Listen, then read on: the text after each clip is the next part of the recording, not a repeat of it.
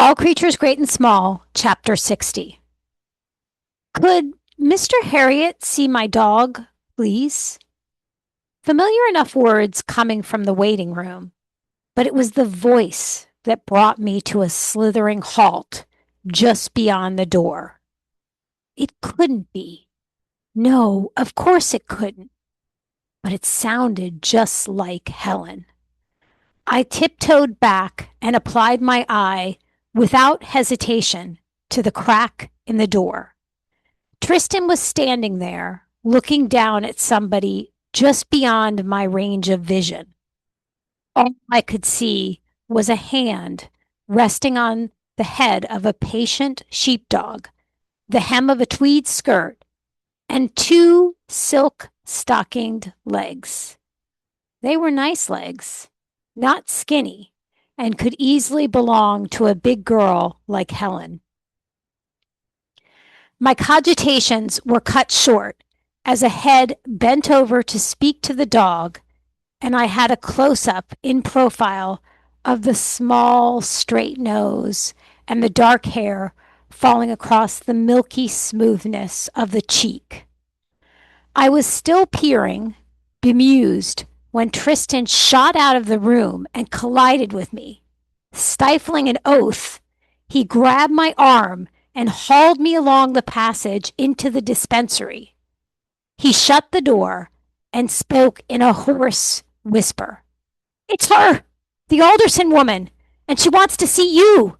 Not Siegfried, not me, but you, Mr. Harriet himself."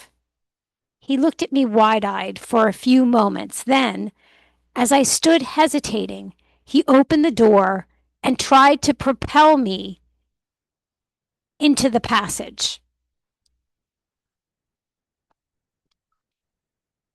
"What the hell are you waiting for?" he hissed. "Well, it's a bit embarrassing, isn't it? After that dance, I mean.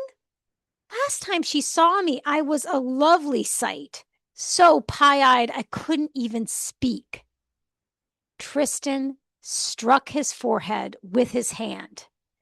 "God help us. You worry about details, don't you? She's asked to see you. What more do you want?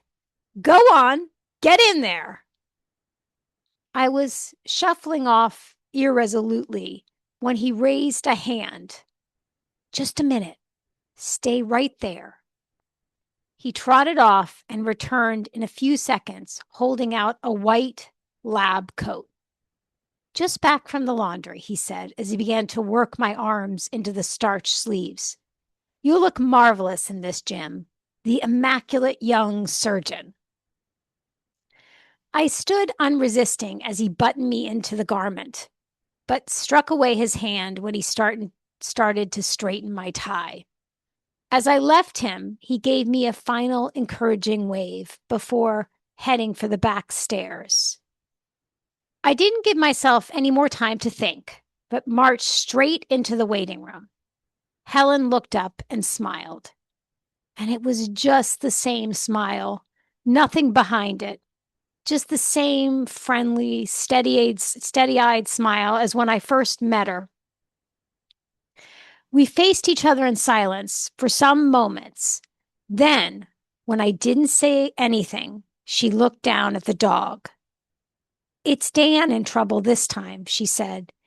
"He's our sheepdog, but we're so fond of him that he's more like one of the family."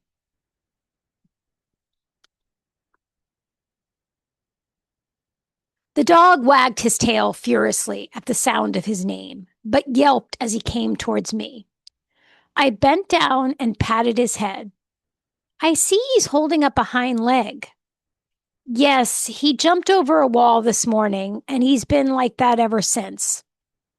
"I think it's something quite bad.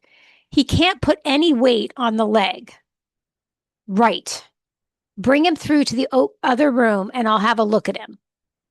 But take him on in front of me, will you? And I'll be able to watch how he walks." I held the door open, and she went through ahead of me with the dog. Watching how Helen walked distracted me over the first few yards, But it was a long passage, and by the time we had reached the second bend, I had managed to drag my attention back to my patient. And glory be, it was a dislocated hip. It had to be, with that shortening of the limb and the way he carried it underneath his body with the paw just brushing the ground. My feelings were mixed. This was a major injury, but on the other hand, the chances were I could put it right quickly and look good in the process. Because I had found in my brief experience that one of the most spectacular procedures in practice was the reduction of a dislocated hip. Maybe I'd been lucky, but with the few I'd seen, I'd been able to convert an alarmingly lame animal into a completely sound one, as though by magic. In the operating room, I hoisted Dan onto the table.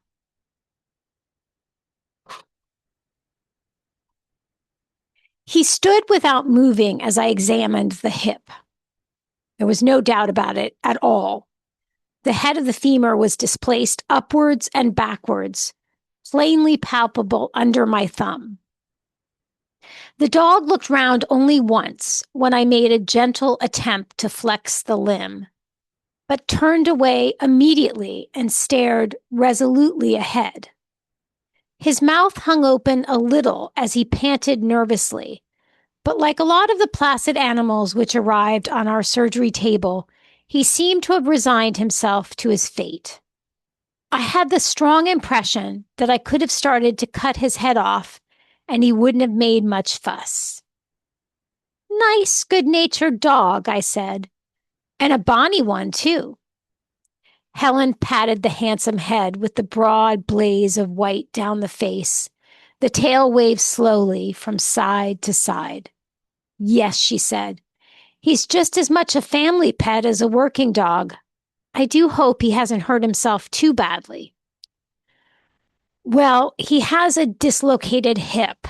It's a nasty thing, but with a bit of luck, I ought to be able to put it back."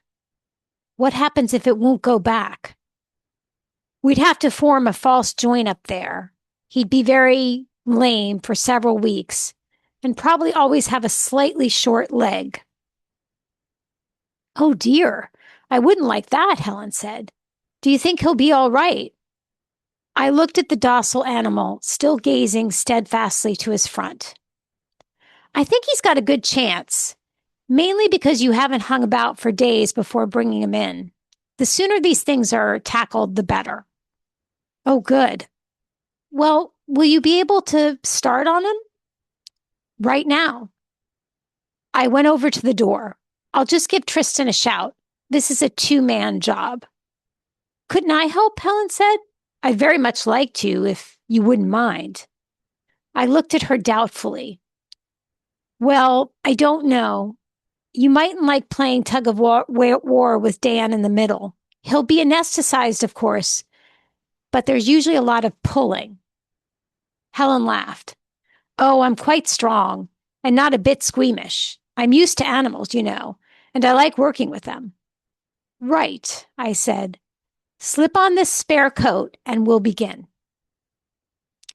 The dog didn't flinch as I pushed the needle into his vein, and as the Nebital flowed in, his head began to slump against Helen's arm and his supporting paw to slide along the smooth top of the table. Soon he was stretched unconscious on his side. I held the needle in the vein as I looked down at the sleeping animal. I might have to give him a bit more. They have to be pretty deep to overcome the muscular resistance.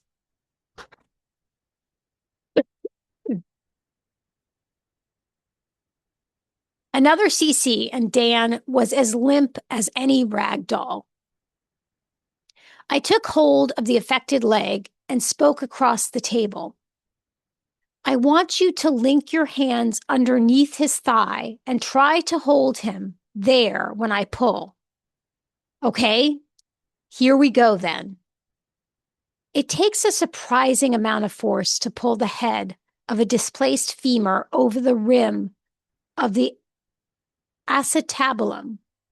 I kept up a steady traction with my right hand, pressing on the head of the femur at the same time with my left. Helen did her part efficiently, leaning back against the pull.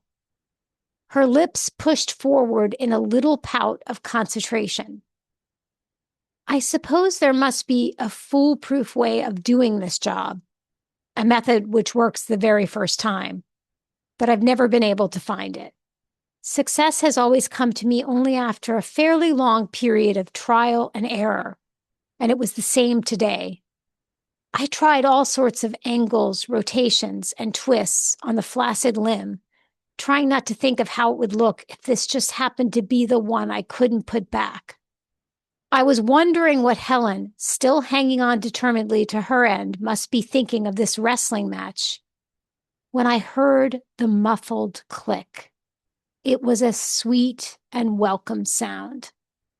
I flexed the hip joint once or twice, no resistance at all.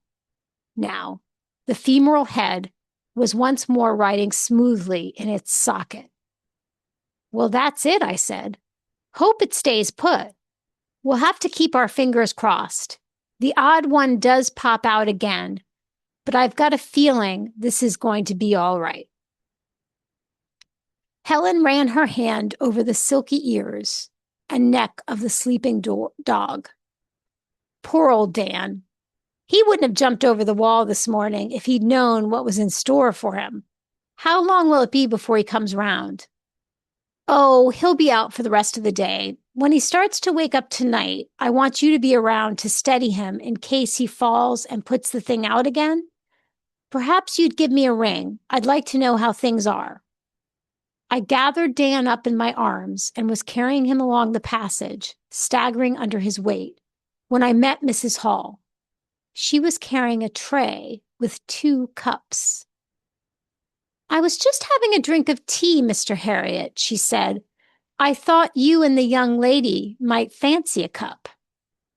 I looked at her narrowly. This was unusual. Was it possible she had joined Tristan in playing Cupid? But the broad, dark-skinned face was as unemotional as ever. It told me nothing. Well, thanks very much, Mrs. Hall. I'll just put this dog outside first. I went out and settled Dan on the back seat of Helen's car with only his eyes and nose sticking out from under a blanket. He looked at peace with the world. Helen was already sitting with a cup in her lap, and I thought of the other time I had drunk tea in this room with a girl on the day I had arrived in Derby. She'd been one of Siegfried's followers, and surely the toughest of them all. This was a lot different.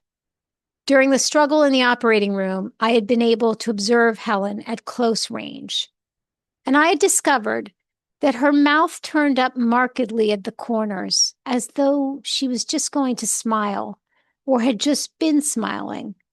Also, that the deep, warm blue of the eyes under the smoothly arching brows made a dizzying partnership with the rich black brown of her hair.